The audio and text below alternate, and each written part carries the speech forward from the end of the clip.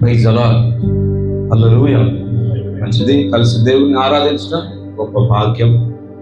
హల్లెలూయా. ఈ పేతురు రాసిన మొదటి పత్రిక 3వ వచనం నుంచి చూడండి.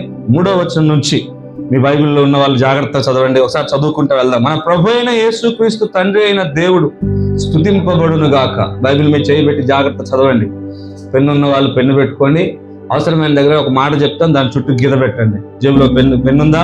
పెన్ను లేకపోతే పెన్నులు తీసుకోండి, గీతలు పెట్టండి. చెప్తా. మృతులలో నుండి యేసుక్రీస్తు తిరిగి లేచుట వలన జీవముతో కూడిన నిరీక్షణ మీకు కలుగునట్లు అనే దాన్ని రౌండ్ చేయండి. కలుగునట్లు. మా బైబిల్ మేము పాడు చేసుకోవాలంటే మీ ఇష్టం, నాకేం అభ్యంతరం లేదు. కలుగునట్లు అనగా అక్షయమైనదియు నిర్మలమైనదియు వాడబారనదినైనా స్వాస్థ్యము మీకు మళ్ళీ కలుగునట్లు అనే మాటను రౌండప్ చేయండి. కలుగునట్లు ఆయన తన విశేషమైన కనికరము చొప్పున మనలను మరలా జన్మింపజేశాను. కడవరి కాలమందు బయలుపరచుటకు సిద్ధముగా ఉన్న రక్షణ కలుగునట్లు, మరలా కలుగునట్లు విశ్వాసము ద్వారా దేవుని శక్తి చేత కాపాడబడు మీ కొరకు ఆ స్వాస్థ్యము పరలోకమందు భద్రపరచబడు. ఇందువలన మీరు మిక్కిలి మీ ఆనందానికి హేతు ఏంటి అని అంటే, పై సంగతులన్నీ మన ఆనందానికి హేతువు. ఆమేన్. పైన ఏవే సంగతులు ఉన్నాయో తర్వాత మళ్ళీ చదువుకుందాం, మరలా ధ్యానం చేసుకుందాం. క్రైస్తవుడు ఆనందించడానికి గొప్ప సంగతులను పేతురు రాస్తున్నాడు. ప్రార్థన విని అప్పు తీరిందంటే ఆనందిస్తాం, ప్రార్థన విని సహాయం కలిగితే ఆనందిస్తాం. అవన్నీ క్షణకాలం ఉండే ఆనందాలు. మళ్ళీ కొరతలు వస్తాయి, మరలా ప్రార్థన చేస్తాం. అవన్నీ అశాశ్వతమైన ఆనందాలు. కానీ శాశ్వతమైన ఆనందాన్ని గురించి పేతురు రాస్తున్నాడు. అందుకనే ఏమంటున్నాడు?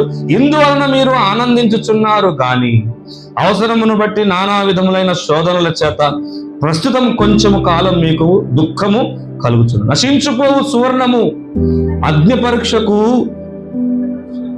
పరీక్ష వలన శుద్ధపరచబడుచున్నది కదా, దానికంటే అమూల్యమైన మీ విశ్వాసం ఈ శోధనల చేత పరీక్షకు నిలిచినదై. చదవండి. యేసుక్రీస్తు ప్రత్యక్షమైనప్పుడు మీకు మెప్పును మహిమయు ఘనతయు కలుగుటకు, మరలా కలుగుటకు అనే మాటని రౌండప్ చేయండి. కలుగుటకు కారణమగును. మీరు ఆయనను చూడకపోయినను ఆయనను ప్రేమించుచున్నారు. ఇప్పుడు ఆయనను కనులారా చూడకయే విశ్వసించుచు మీ విశ్వాసమునకు ఫలమును అనగా ఆత్మరక్షణ పొందుచు చెప్పసఖ్యమును మహిమాయుక్తమైన సంతోషము గలవారై. మరలా ఆనందానికి రెండవ కారణం చెప్తున్నాడు పౌలు. ఎందుకు ఆనందిస్తున్నావు అబ్బాయి అని అంటే రెండవ కారణం చెప్తున్నాడు. ఆనందించుచున్నారు మీకు కలుగు, మరలా కలుగు అనే మాట రాస్తున్నాడు. దాన్ని రౌండప్ చేయండి.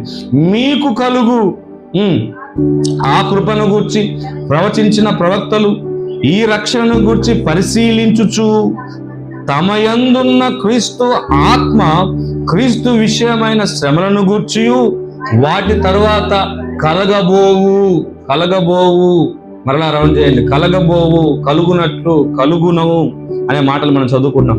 కలగబోవు మహిమను గూర్చి ముందుగా సాక్ష్యం ఇచ్చినప్పుడు ఆత్మయే ఏ కాలమును ఎట్టి కాలమును సూచించవచ్చనో దానిని విచారించి పరిశోధించిరి. పరలోకము నుండి పంపబడిన పరిశుద్ధాత్మ వలన మీకు సువార్త ప్రకటించిన వారి ద్వారా మీకిప్పుడు తెలుపబడిన ఈ సంగతి విషయమై తమ కొరకు కాదు గాని మీ కొరకు తాము పరిచర్య చేసిరి అన్న సంగతి వారికి బయలుపరచబడింది. దేవదూతలు ఈ కార్యమును తొంగి చూడగోరుచున్నారు. కాబట్టి మీ మనస్సును నడుము కట్టుకొని నిబ్బరమైన బుద్ధి గలవారై యేసుక్రీస్తు ప్రత్యక్షమగునప్పుడు మీకు తేబడు సంపూర్ణ కృప విషయమై సంపూర్ణ నిరీక్షణ. ఈ 12వ వచనం వరకు అనుగ్రహించబో సంగతులను గూర్చి రాస్తూ, వెంకటేష్ ఉన్నావా? ఇంటి దాకా వెళ్ళలేదా? ఓకే. 12వ వచనం వరకు కలగబోవు అనుగ్రహించబడబోవు సంగతులను గూర్చి రాస్తూ 13వ వచనం నుంచి 24వ వచనం వరకు వాటి కొరకైన బాధ్యతాయుతమైన ప్రవర్తనను గూర్చి పేతురు రాస్తూ ఉన్నాడు. ఏమండి? దేవునికి మహిమ కలుగును గాక. హల్లెలూయా. 3 ప్రాముఖ్యమైన సంగతులు ఉన్నాయి. ఒకటి, ఆయన మరలా జన్మింపజేశాడు. ఏమండి 3-4 వచనాల్లో మనకు కనపడుతుంది. ఆయన మనలను మరలా జన్మింపజేశాడు. ఒకసారి పుట్టాం కదా, అమ్మ తల్లి గర్భంలో నుంచి ఒకసారి పుట్టాం కదా, కానీ ఇక్కడ తన రాజ్యంలోనికి మరలా పుట్టేందుకు ఆయన మనకు సహాయం చేశాడు. ఒకటి. రెండవదిగా మనం పోయిందాక చదువుకున్నాం కదా 19వ వచనంలో మనను ఆయన విమోచించాడు అని చెప్పుకున్నాం. రెండవదిగా. మూడవది ఏమంటే 23-24 వచనంలో, 19వ వచనంలోనేమో విమోచించబడిరి అని చెప్పాడు.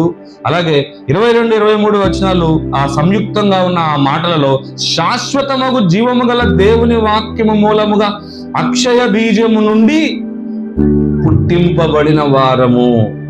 మరలా మనల్ని జన్మింపజేశాడు, మనల్ని విమోచించాడు, మనలను ఆయన అక్షయమైన వాక్యము ద్వారా పుట్టించాడు. దేవునికి మహిమ కలుగును గాక. ఆ 2 మాటలు అక్కడ పెట్టి ఒక మాట ధ్యానం చేసుకుందాం. ఈ 1వ అధ్యాయం 3వ వచనం నుంచి 12వ వచనం వరకు ఉన్న సంగతులు కొన్నిటిని మనం ధ్యానం చేసుకుందాం. ఒకటి, ఆయన మనకు స్వాస్థ్యమును అనుగ్రహించాలనుకుంటున్నారట.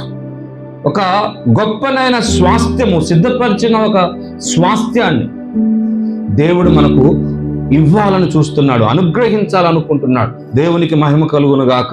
చూడండి ఏమంటున్నాడు, మృతుల నుండి యేసుక్రీస్తు తిరిగి లేచుట వలన జీవముతో కూడిన నిరీక్షణ మనకు కలుగునట్లు, అనగా అక్షయమైనది, నిర్మలమైనది, వాడబారినది అయిన స్వాస్థ్యము నీకు నాకు పరలోకమందు ఒక స్వాస్థ్యాన్ని దేవుడు కలగజేస్తున్నాడు, సిద్ధపరుస్తున్నాడు. కింద ఆ మాట అంటాడు, అవన్నీ కూడా పరలోకమందు భద్రపరచబడి ఉన్నాయి అని అంటాడు. చూడండి, కడవరి కాలమందు బయలుపరచబడుటకు సిద్ధముగా ఉన్న రక్షణ మీకు కలుగునట్లు విశ్వాసము ద్వారా దేవుని శక్తి చేత కాపాడబడు మీ కొరకు ఆ స్వాస్థ్యము పరలోకమందు భద్రపరచు. దేవుడు మనలను కన్నాడు లేదా కొనుక్కున్నాడు.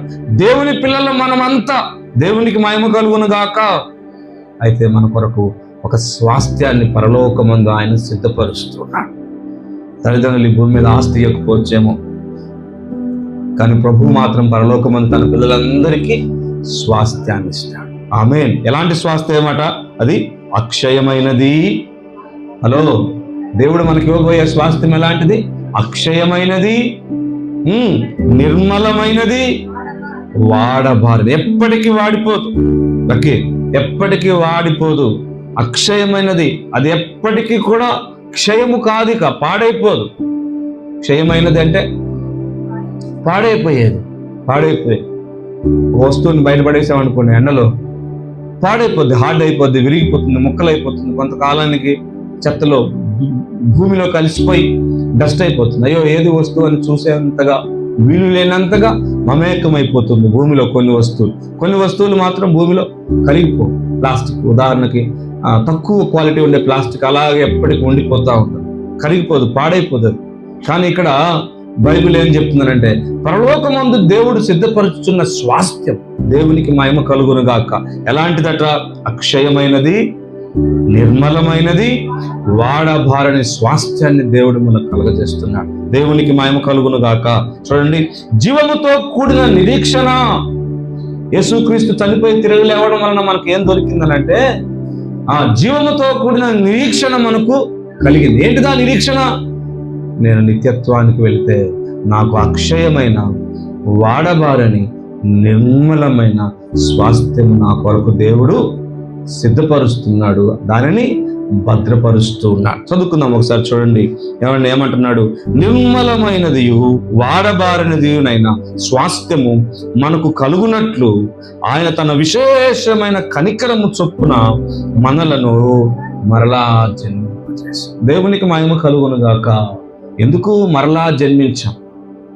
ఈ మరలా జన్మించే ఈ సంభవాన్ని గురించి, ఈ సంగతిని గురించి నికోదేముకు అర్థం కాలేదు. యోహాను సువార్త 3వ అధ్యాయంలో తిప్పొద్దులేడు, నికోదేముకు అర్థం కాలేదు. ఏమండి, యేసు ప్రభువుని అన్నాడు కదా, బోధకుడా నువ్వు దేవుని యొద్ద నుంచి వచ్చిన వాడవు అని అన్నాడు. ఒకటి. రెండవది, బోధకుడా దేవుడు నీకు తోడై ఉన్నాడు. దేవునికి మహిమ కలుగును గాక. యోహాను సువార్తలో 3వ అధ్యాయంలో మనం ఒకసారి చెప్పుకున్నాం.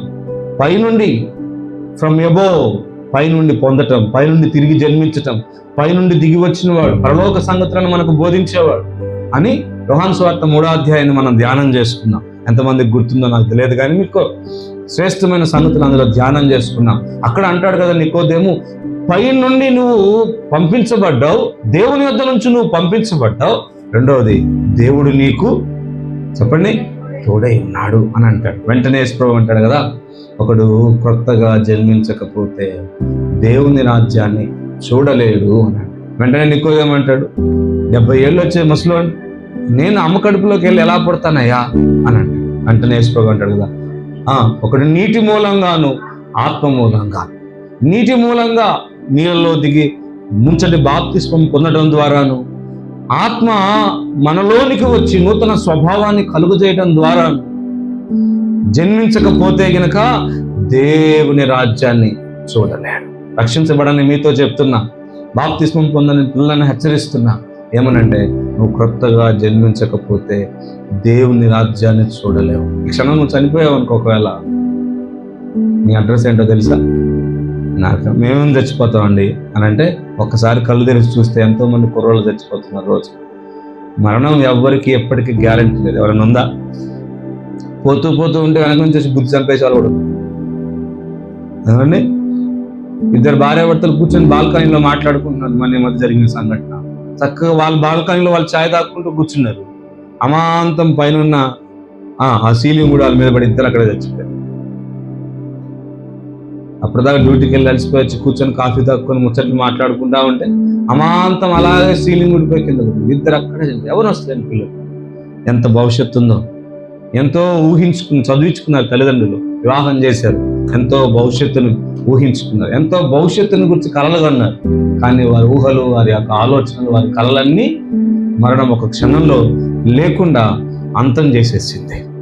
కాబట్టి యవనస్తులు మాకేమైందండి? మారు మనసు పొందకపోతే ఏమైంది? బాప్తిస్మం పొందకపోతే ఏమైంది? ప్రభువుని స్వరక్షకుడిగా అంగీకరించకపోతే ఏమైంది అని అంటే, బైబిల్ అంటుంది కదా, నువ్వు మరలా జన్మించకపోతే వాడబారని అక్షయమైన నిర్మలమైన స్వాస్థ్యము నీకు లేదు. అది ఇవ్వడం కోసమే ఒకవేళ నువ్వు తిరిగి జన్మించి యేసు ప్రభువుని స్వరక్షకుడిగా అంగీకరించే మనకు ఒక గొప్ప ఆనందించే కలిగే సంగతి ఏంటో తెలుసా?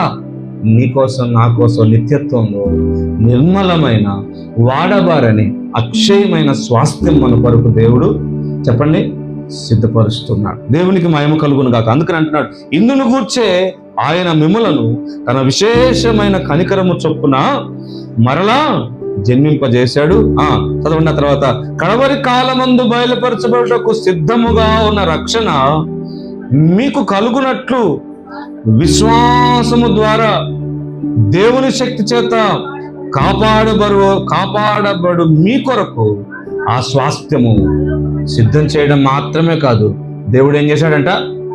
భద్రపరిచాడట. అమ్మకి ఎంత మమకారం ఉండిద్దో, అందరి కోసం ఉండిద్ది అమ్మ. ఏమండి, తినే వాళ్ళందరికీ పెట్టి తినకుండా మిగిలిపోయిన వాళ్ళు ఉంటారు కదా, వాళ్ళ కోసం ఏం చేసిద్ది? భద్రం చేసిద్ది. కొంచెం బాగా ప్రేమించేవాడైతేనేమో ఎక్కువ భద్రం చేసింది. కొంచెం ఎక్కడో కొంచెం ప్రయారిటీస్ తగ్గిందనుకోండి, కొద్దిగా మోతాదు తగ్గింది. లేదా తినేవాళ్ళు ఎక్కువ ఉన్నారనుకోండి, వీళ్ళకి ఎక్కువ పెట్టి ఒక్కడే కదా ఉందని కొంచెం దాచిపెట్టింది కదా. దేవుడు కూడా ఎంత ప్రేమ గలవాడు. స్వాస్థ్యాన్ని సిద్ధపరచడం మాత్రమే కాదు, దానిని ఏం చేస్తున్నాడు? భద్రపరుస్తున్నాడు. ఎవరి కొరకు? తిరిగి జన్మించిన తన పిల్లల కొరకు. దేవునికి మహిమ కలుగును గాక. అందుకనే పౌలు ఇప్పుడు అంటున్నాడు, ఆ స్వాస్థ్యం భద్రపరచబడి ఉంది, దేవునికి మహిమ కలుగును గాక. ఇందువలన మీరు మిక్కిలి ఆనందించుచున్నారు. ఎందుకు ఆనందం కలుగుతుంది మీకు? ఎందుకు ఆనందం కలుగుతుంది? మా నాన్న దుబాయ్ వెళ్ళాడు, అబ్బాయి వస్తాడు 2 సంవత్సరాలకు 3 సంవత్సరాలకు వస్తా ఐఫోను, ఐవాచి. దుబాయ్లో బంగారం తక్కువ, బంగారం బ్రాస్లెట్ కానీ చైన్ కానీ ఏదైనా ఉంగరం కానీ తెస్తాడు. మా నాన్న వస్తా ఎన్ని కొనుక్కొస్తాడు నా కోసం, దుబాయ్లో దొరికే సామాన్లు కొనుక్కొస్తాడని చాలామంది పిల్లలు తల్లిదండ్రుల కొరకు చూస్తూ ఉంటారు. అలాగే తల్లిదండ్రులు పిల్లల కొరకు చూస్తూ ఉంటారు. అలాగే దేవుడు వస్తున్నాడు, ప్రభువైన యేసుక్రీస్తు వస్తున్నాడు, ఆయన ఆగమనం వస్తుంది. దేవునికి మహిమ కలుగును గాక. నా కొరకు ఆయన ఏం తీసుకొస్తున్నాడు? సిద్ధపరిచిన స్వాస్థ్యాన్ని తీసుకొని వస్తున్నాడు.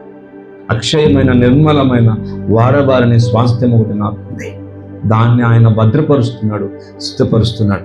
దానిని బట్టి నాకు ఆనందమా దుఃఖమా? ఆనందం కలుగుతుంది. దేవునికి మహిమ కలుగును గాక. అందుకని పోలంటాడు, ఇందును బట్టి ఇందువలన మీరు మిక్కిలి ఆనందించుచున్నారు. ఆమేన్. ఆనందానికి కారణం ఏంటట? 2 విషయాలు కలగబోతున్నాయి. ఒకటి కలగబోతున్న స్వాస్థ్యం, రెండవది కలగబోతున్న సంపూర్ణమైన రక్షణ. ఏమండి? 5వ వచనంలోనేమో కడవరి కాలమందు బయలుపరచబడుటకు సిద్ధముగా ఉన్న రక్షణ మీకు కలుగునట్లు అని అంటాడు కదా. 4-5 వచనాలనేమో స్వాస్థ్యము మీకు కలుగునట్లు అని అంటాడు. స్వాస్థ్యం మనకు కలగజేస్తున్నాడు. రెండవదిగా ప్రభు వచ్చినప్పుడు ఏమవుతుందా? సంపూర్ణమైన రక్షణ మనకు కలుగుతుంది. ఆమేన్. ఇక శోధనలు ఉండవు, సమస్యలు ఉండవు, శోధించే శోధకుడు ఉండడు, శోధించే శరీరం ఉండదు. ఈ భూమి మీద ఉన్నంత కాలము రక్షించబడుతూనే ఉంటాం. అంటే ఈరోజు కాపాడుకున్నాం, రేపు కూడా మన ఇంటిని కాపాడుకోవాల్సిందే, ఎల్లుండి కూడా మన ఇంటిని చచ్చిపోయేదాకా మన ఇంటిని. ఈరోజు మా పిల్లలు నేను రాత్రి షాపుకు తాళం వేస్తూ వచ్చారు. తాళం పెట్టారు కానీ తాళం నొక్కకుండా వచ్చారు.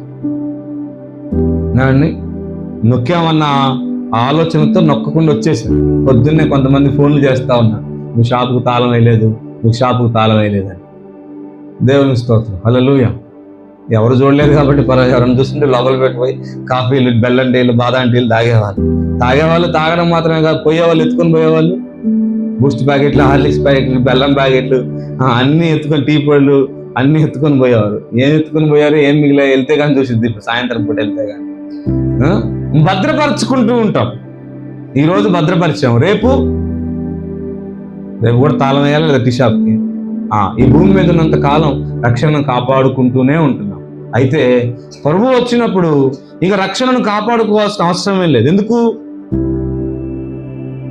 శోధించే శరీరం లేదు, శోధించే సాతానుడు. అర్థమైందండి నా మాటలు? ఈ భూమి మీద ఉన్నంత కాలం మనల్ని కాపాడుకోవాలి. ఎందుకనంటే రోగాలు, సమస్యలు, శోధనలు, ప్రతికూలతలు. ఈ భూమిని విడిచిపోయామనుకో ఇంకా కాపాడేది ఏమీ లేదు. ఇంకా రక్షణలోనే ఉన్నాం, ఇంకా భద్రతలోనే ఉన్నాం. హాని కలిగించేది, కీడు కలిగించేది, బాధ పెట్టేది, భయపెట్టేది ఏమీ లేవు ప్రభు దగ్గరికి వెళ్తే. హల్లెలూయా. అందుకనే సంపూర్ణంగా రక్షణను దేవుడు దయచేయడం కోసం ఆయన రాబోతున్నాడు. ఒకటి స్వాస్థ్యాన్ని కలుగజేయడం కోసం, రెండోది రక్షణ కలుగజేయడం కోసం ప్రభు రాబోతున్నాడు. కడవరి కాలమందు, కాలం అనే మాట కూడా కనపడుతుంది ఈ అధ్యాయం. కడవరి కాలము, కొంచెము కాలము. పేతురుపత్రిక మీరు చదివితే కనుక, హలో ఉన్నారు ఇక్కడ, నా మాటలు అర్థమవుతున్నాయా?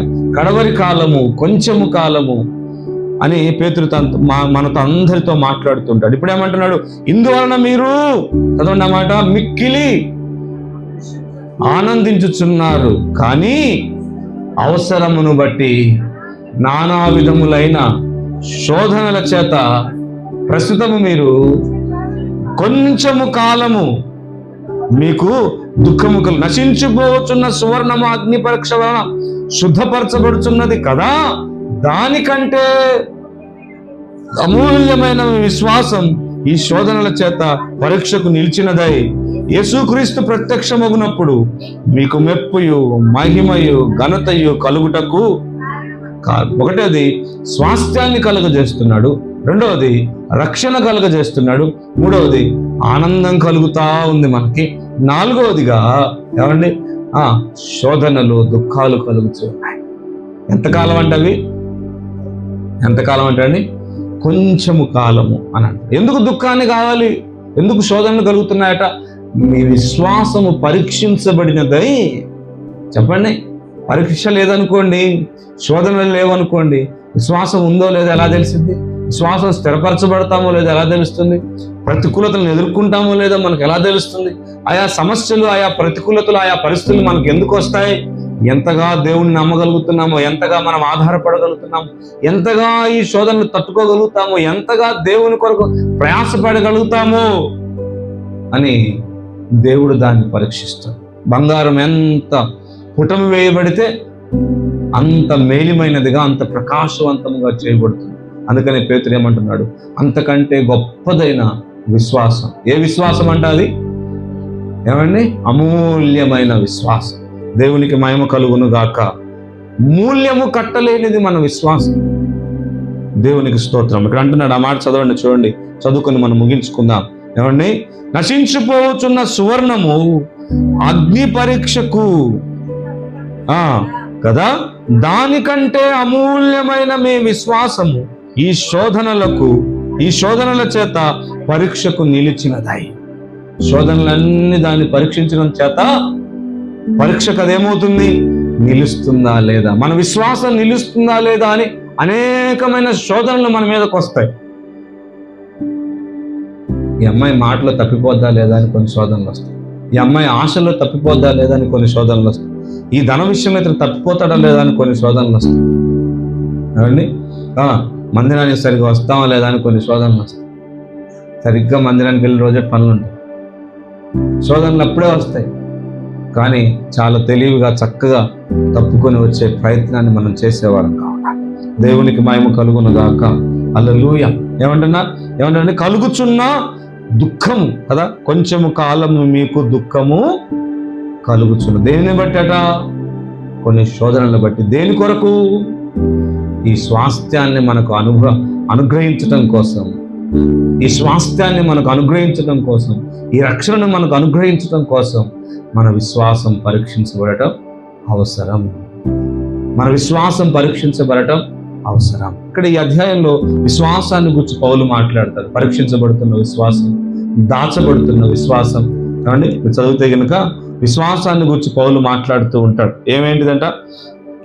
పరీక్షించబడుతున్న విశ్వాసము, దాచబడుతున్న విశ్వాసము, ఇలాగ విశ్వాసాన్ని గురించి కొన్ని మాటలు కనబడతాయి. దేవునికి స్తోత్రం. హల్లెలూయా. త్వరగా మనం ముగించుకుందాం. చూడండి, కిందకు వద్దాం. ఏమంటున్నాడు అక్కడ? అమూల్యమైన మీ విశ్వాసము ఈ శోధన చేత పరీక్షకు నిలిచినదై యేసుక్రీస్తు ప్రత్యక్షమగునప్పుడు. ఇప్పుడేమంటున్నాడు? మెప్పు, మహిమ, ఘనత కలుగుటకు కారణం. ఈ శ్రమలో మీరు జయించావనుకో, ఈ శోధనలో నువ్వు జయించావనుకో, ఈ ప్రతికూలతలో నువ్వు జయించావనుకో, ప్రభు ఎదుట 3 దీవెనలు. 1 మెప్పు, 2 ఘనత, 3 మహిమ. నువ్వు ఎంత జయిస్తే అంత మహిమ దొరుకుతుంది, ఎంత జయిస్తే అంత మెప్పు దొరుకుతుంది. థ్యాంక్ యూ, వెరీ గుడ్, చాలా సహాయం చేశావు అని. ఎంత గొప్ప సహాయం చేస్తే అంత గొప్ప మెప్పును దేవుడిస్తాడు. దేవునికి మహిమ కలుగును గాక. హల్లెలూయా. కిందకి వెళ్దాం. మీరు ఆయనను చూడకపోయినను ఆయనను ప్రేమించుచున్నారు. ఇప్పుడు ఆయనను కన్నులారా చూడకయే విశ్వసించుచు మీ విశ్వాసమునకు ఫలమును అనగా ఆత్మరక్షణను పొందుచు చెప్పనా సఖ్యమును మహిమాయుక్తమైన సంతోషము గలవారై ఆనందించడానికి 2వ కారణం ఏంటిదట? ప్రస్తుతానికి ఆత్మరక్షణను పొందుకున్నాం. ప్రభువుని కళ్ళారా చూసామా? ఎప్పుడైనా చూసారా ప్రభువుని? మనం ఎవరు ఎప్పుడు, ఏ నరుడు ఎప్పుడు ఆయన్ని చూడలే.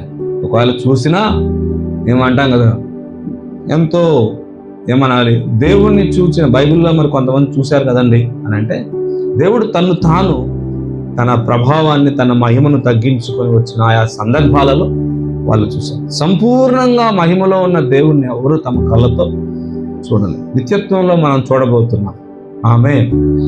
ఆయన నిత్యత్వంలో కనులారా చూస్తాం.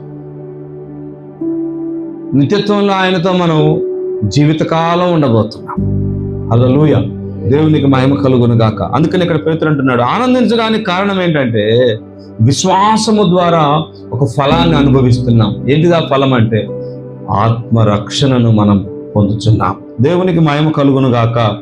1 జీవము, స్వాస్థ్యాన్ని మనకు కలగజేయబోతున్నాడు దేవుడు. 2వది సంపూర్ణమైన రక్షణను మనకు కలగజేస్తున్నాడు. 3వది ఆనందాన్ని కలగజేస్తున్నాడు మనకు. దేవునికి మహిమ కలుగును గాక. అనుక్షణం ఆనందించే భాగ్యాన్ని మనకు అనుగ్రహిస్తూ ఉన్నాడు. 4వదిగా ఆయా సందర్భాలను బట్టి, ఆయా పరిస్థితులను బట్టి మనకు శోధనలకు కారణమైన దుఃఖాలను ఆయన కలుగజేస్తున్నాడు. దుఃఖపడాలి, దుఃఖం ఎదురవుతుంది. దుఃఖం కలగదా? దేవుణ్ణి నమ్ముకొని దేవుణ్ణి సాగుతున్నప్పుడే దుఃఖమే ఉండదు అని అనమాకండి. దుఃఖం ఉంటూనే ఉంటుంది, బాధలు ఉంటూనే ఉంటాయి, శ్రమలు ఉంటూనే ఉంటాయి. దుఃఖం కలుగుతుంది. ఆ తర్వాత మళ్ళీ ఏమనుకుంటున్నాం? కలగబో మెప్పు, మహిమ, ఘనత కదా, దాని గురించి మనం మాట్లాడుకున్నాం కదా. ఏమంటున్నాడు? క్రీస్తు విషయమైన మెప్పుయు మహిమయు ఘనతయు కలుగుటకు కారణమైన. తర్వాత చివరిగా అంటున్నాడు కదా, కలగబో కృప, తేబడబో కృపను గురించి పౌలు మాట్లాడుతున్నాడు. చదవండి అక్కడ 11, 12 వచనాలు, 10, 11 వచనాలు చూడండి. మీకు కలుగు ఆ కృపను గూర్చి ప్రవచించిన ప్రవక్తలు ఈ రక్షణను గూర్చి పరిశీలించుచు తమయుందున్న క్రీస్తు ఆత్మ క్రీస్తు విషయమైన శ్రమలను గూర్చి వాటి తరువాత కలగబో మహిమను గూర్చి ముందుగా సాక్ష్యం ఇచ్చినప్పుడు ఆ ఆత్మ ఏ కాలమును ఎట్టి కాలమును సూచించున్నాడో దానిని వివరించి పరిశోధించు. ఆమేన్. పూర్వమున్న ప్రవక్తలందరూ కూడా ఏం చేశారట? పరిశీలించారు, పరిశోధించారు, ప్రవచించారు. ఏమండి? పరిశీలించారు, పరిశోధించారు, ప్రవచించారు, సాక్ష్యమించారు.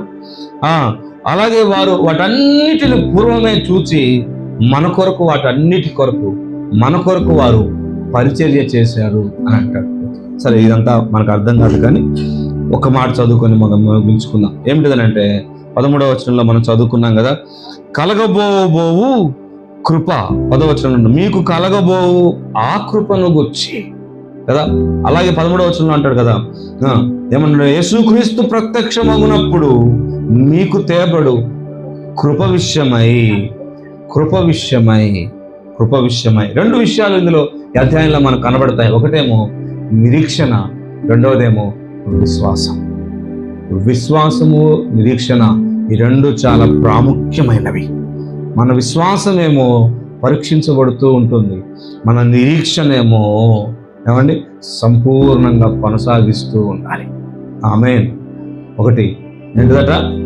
విశ్వాసమేమో పరీక్షించబడుతూ పుటము వేయబడుతూ ఉంటుంది, నిరీక్షణ ఏమో సంపూర్ణంగా కొనసాగించవలసి వస్తుంది. ఈరోజు నిరీక్షించాం, రేపు కూడా నిరీక్షించాల్సింది, ఎల్లుండి కూడా నిరీక్షించాం. ఎంతకాలం నిరీక్షిస్తాం?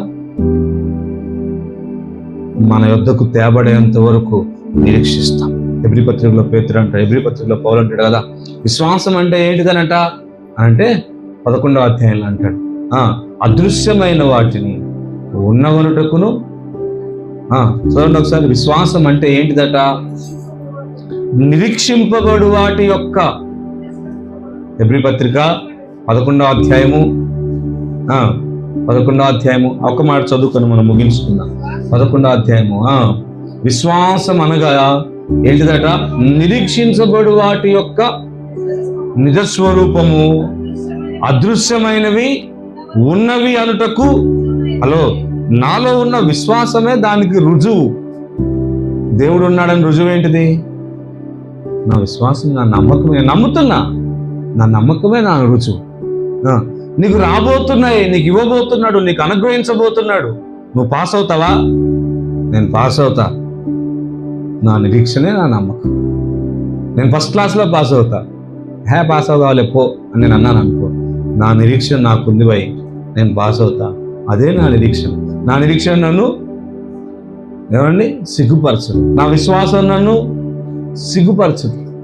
దేవునికి మహిమ కలుగునుగా. అందుకనే పౌలు అంటాడు చూడండి ఈ అధ్యాయంలో, మీ నిరీక్షణ, మీ విశ్వాసము దేవుని యందు ఉంచబడి ఉన్నవి అని అంటాడు. 22వ వచనం చూద్దాం. 22వ వచనం చూడండి. కాగా చివరిగా, కాగా పేతురు రాసిన మొదటి పత్రిక 1వ అధ్యాయము 20-21 వచనాలు చదువుకుందాం. చూడండి ఏమంటారు, కింద భాగం చదువుకుందాం. కాగా మీ విశ్వాసమును నిరీక్షణయు దేవుని యందు ఉంచబడి ఉన్నాయి.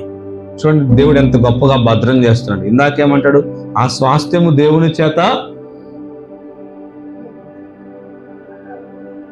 ఆ స్వాస్థ్యము దేవుని చేత భద్రపరచబడి ఉంది అని అంటాడు కదా. ఇందాక మనం చదువుకున్నాం కదా, దేవుని చేత అది, ఆ స్వాస్థ్యము పరలోకమందు భద్రపరచబడి ఉంది. ఇక్కడేమో ఏమంటున్నాడు పేతురు? మీ విశ్వాసము, మీ నిరీక్షణము దేవుని యందు ఉంచబడ్డాయి. ఎవరిలో ఉంచాం మన విశ్వాసాన్ని? ఎవరిలో ఉంచాం మన నిరీక్షణని? దేవునిలో ఉంచాం. దేవుడు వస్తాడు, వచ్చినప్పుడు నాకేం కలుగుతుందంట? వాడబారినది, నిర్మలమైనది స్వాస్థ్యము నాకు కలుగుతుంది. ఆ స్వాస్థ్యం కోసమే నేనేం చేస్తున్నా? నిరీక్షిస్తూ ఉన్నా, ఎదురు చూస్తూ ఉన్నా. ఇంకోటి నాకేం కలుగుతుంది? దేవుడు వస్తుండగా, యేసుక్రీస్తు రాబోతుండగా సంపూర్ణమైన రక్షణ నాకు ఆయన కలుగజేయబోతుంది. ఈ రెండిటి కోసం ఈ భూమి మీద ఉండగా నేను ఏమవుతున్నా? ఈ భూమి మీద ఉండగా ఆనందిస్తున్నా. హల్లెలూయా. ఓ నా తండ్రి నా కొరకు స్వాస్థ్యాన్ని తేబోతున్నాడు, నా కొరకు నా తండ్రి నిత్యత్వాన్ని సిద్ధపరుస్తున్నాడని నేను ఆనందిస్తూ ఉన్నా. ఆనందంతో పాటు మాత్రమే కాక అవసరాన్ని బట్టి నా విశ్వాసం ఆయా సందర్భాలలో దేవుడు కొన్ని పరీక్షలను వాటికి కలుగజేస్తాడు. మంచిదే కదా. నేను ఎంత పరీక్షించబడితే అంత శుద్ధి చేయబడతా, నేను ఎంత పరీక్షించబడితే అంతగా సిద్ధపరచబడతా. పరీక్ష కలిగే కొలది శుద్ధీకరించబడతా, పరీక్ష కొలదే కలిగి సిద్ధపరచబడతా. ఆమేన్. నన్ను ఎంత పరీక్షిస్తే అంతగా దేవుడు నన్ను మేలిమి బంగారంలా చేయబోతున్నాడు. ఇంకా ఇంకా నాలో మరలాలన్నిటిని ఏరేస్తున్నాడు. అయ్యా ఇంకోసారి కాల్చేయమని ఉంటే పోద్దేమో, మొత్తం బయట దుమ్ము ధూళి అన్ని బయటట్టుగా కాల్చేసేయా, మొత్తం శుభ్రం చేసేసేయా, పూర్తి కడుగు, దాన్ని బాగా కడుగు, తెల్లగా కడుగు. కొంతమంది కడిగేదాకా ఒప్పుకోరు, చిన్న మురికున్న మచ్చున్న అసలు ఇక వాళ్ళకి నచ్చదు. పరిశీలి బ్యాచ్ ఉంటారు అంటే మా అజయ్ మీరు చూసారనుకోండి, మన అజయ్ ఎన్నిసార్లు అయినా కడితే ఎన్నిసార్లు అయినా స్నానం చేసుకుంటారు. ఏ ఊరుగా కడుగుతూనే ఉంటారు, శుభ్రం చేసుకుంటూనే ఉంటారు. అతి శుభ్రం అంటాం కదా, కొన్నిసార్లు అతి శుభ్రం దగ్గర ఉండలేం మనం. అలాగే ఇక్కడ ఎంత ఎక్కువగా దేవుడు మనల్ని పరీక్షిస్తూ ఉంటాడు. నా శక్తికి మించి శోధనలు ఎదురవుతున్నాయని అంటారా? నా శక్తికి మించి దేవుడు నన్ను పరీక్షిస్తున్నాడు అంటారా? కానే కాదు కదా. పేతురు ఏమంటున్నాడు? అవసరమును బట్టి మాత్రమే. అంత మంచి మాట అంటున్నాడు కదా. అవసరమును బట్టి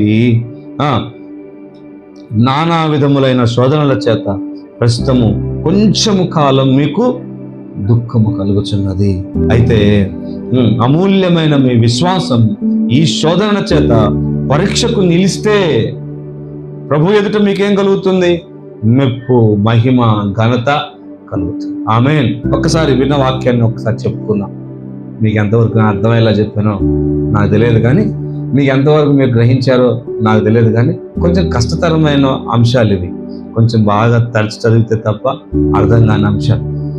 వీటిని బాగా అర్థం చేసుకోవాలంటే కొంచెం మనసు పెట్టి వింటే తప్ప అర్థం కాదు. పేతురు ఏం చెప్తున్నాడు అని అంటే, ప్రభు రాబోతున్నాడు అబ్బాయి.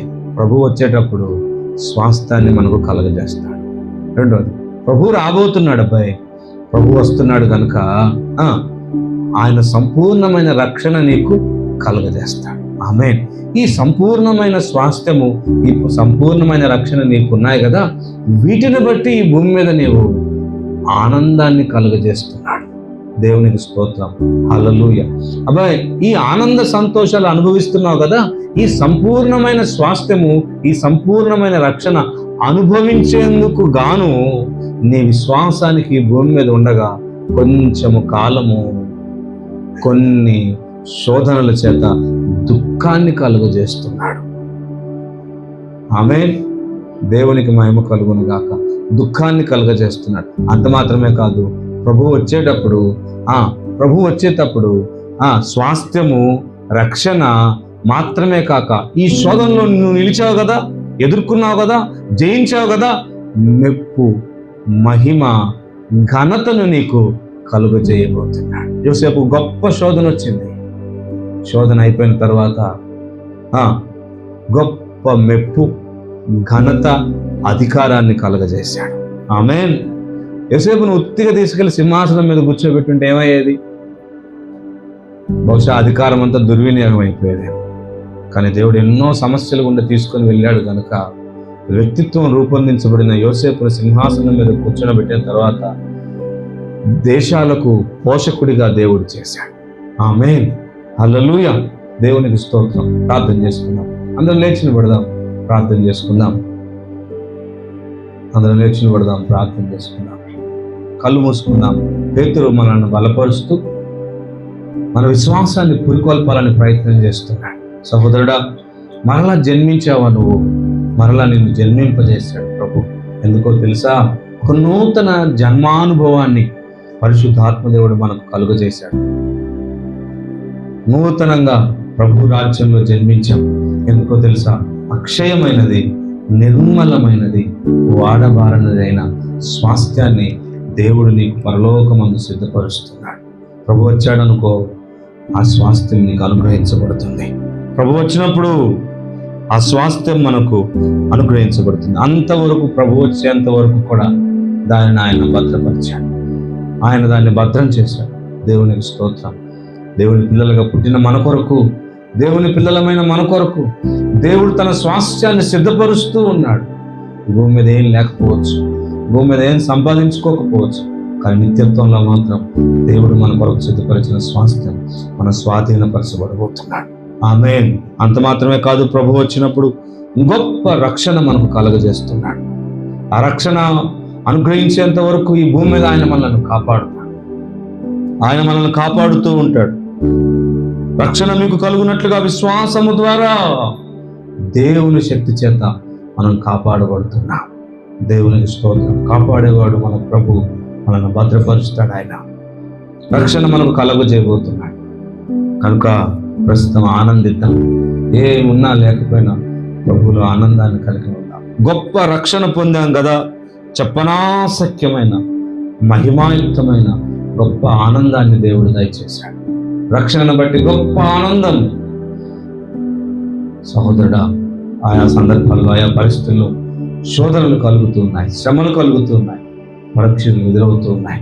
విశ్వాసం పరీక్షించబడాలి, నమ్మకం పరీక్షించబడాలి. కనుక కలుగుతున్న శ్రమలు, కలుగుతున్న శోధనలు, కలుగుతున్న ఇబ్బందులు ఇవన్నీ మంచికే. ఎందుకనంటే ప్రభు వచ్చినప్పుడు మెప్పు, ఘనతను, మహిమను మనకు కలుగజేస్తాయి. ప్రభు చేత శోధించబడుతున్నాం, ప్రభు చేత పరీక్షించబడుతున్నాం, సాతాను చేత శోధించబడుతున్నాం, ఆయా పరిస్థితుల చేత శోధించబడుతున్నాం. దేవునికి స్తోత్రం. ఎందుకో తెలుసా? మెప్పు కలగటానికి, ఘనత కలగటానికి, మహిమ కలిగేందుకే. కనుక ప్రస్తుతం ఆనందిద్దాం, ప్రస్తుతం ఆనందంగా గడుపుదాం. గొప్ప రక్షణను బట్టి ఆనందిద్దాం, కలగబోతున్న గొప్ప స్వాస్థ్యాన్ని బట్టి ఆనందిద్దాం. కొంచెం కాలం కలుగుతున్న శ్రమల గురించి బాధపడక, కలగబోవు మెప్పును బట్టి, కలగబోవు మహిమను బట్టి, కలగబోవు స్వాస్థ్యమును బట్టి ఆనందిద్దాం. ప్రభువులా ఈ గొప్ప రక్షణను దేవుడు మనకు అనుగ్రహించబోతున్నాడు. పూర్వమందు ప్రవక్తలు వీటిని బట్టి, వీటి కొరకే వాటిని దేవుడు ఏమి ఇవ్వబోతున్నాడో, దేవుడు ఏం చేయబోతున్నాడో అని పరిశీలించారు, పరీక్షించారు, పరిశోధించారు. దేవదూతలు సైతం ప్రభు వచ్చినప్పుడు, ప్రభు రాబోతున్నప్పుడు విశ్వాసులమైన మనకు అనుగ్రహించబడబో వాటన్నిటిని కూడా కనులారా చూడాలని చూస్తున్నారు. సహోదరుడా, సహోదరి, దేవుని ఎదుట ఆనందాన్ని అనుభవిద్దాం. ప్రతి క్షణం దేవుని ఎదుట సమస్యలు, శోధనలు ఎన్ని ఎదురైనా, విశ్వాసం పరీక్షించబడుతున్నా, పరీక్ష కలిగిద్దని బైబిల్ చెప్తుంది కదా. కలగని, ఈ పరీక్ష తర్వాత నాకు స్వాస్థ్యం ఉంది, ఈ పరీక్ష తర్వాత నాకు మెరుపు ఉంది, ఈ పరీక్ష తర్వాత నాకు మహిమ ఉందని ప్రభువులో ఆనందిద్దాం. దేవుడి మాటలు మన కొరకు దీవించినట్లుగా ప్రభు వైపు చూద్దాం. ప్రేమగల మా గొప్ప తండ్రి, వ్యక్తులు రాసిన మొదటి పత్రిక 1వ అధ్యాయం 1వ వచనం నుంచి 12వ వచనం వరకు ఉన్న, 3వ వచనం నుంచి 12వ వచనం వరకు ఉన్న వాక్య భాగాలు పడుకుంటున్నాం. మాకు కలగబో స్వాస్థ్యమును బట్టి, మాకు కలగబో సంపూర్ణమైన రక్షణను బట్టి, ప్రస్తుతం మేము కలిగి ఉన్న ఆనందాన్ని బట్టి, ఆయా సందర్భాల్లో మాకు కలుగుతున్న శోధనల కొరకు, పరీక్షల కొరకు వందనములు చెల్లిస్తున్నాం.